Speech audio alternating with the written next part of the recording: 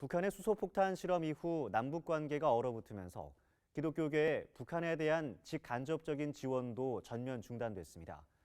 교계는 남북 관계 경색이 장기화될 경우 올해 인도적 차원의 대북 지원이 이루어지기 어려울 것으로 내다보고 있습니다. 유영혁 기자가 보도합니다.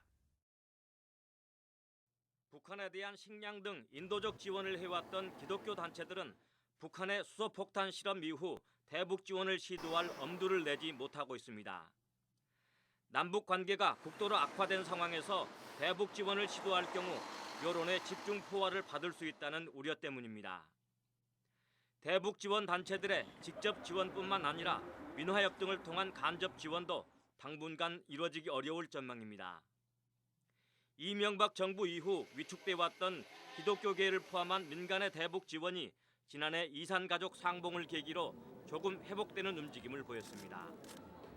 통일부에 따르면 민간의 인도적 대북 지원은 지난 2007년 4,397억 원에서 2012년 141억 원으로 줄어든 뒤 지난해에는 254억 원으로 조금 늘었습니다.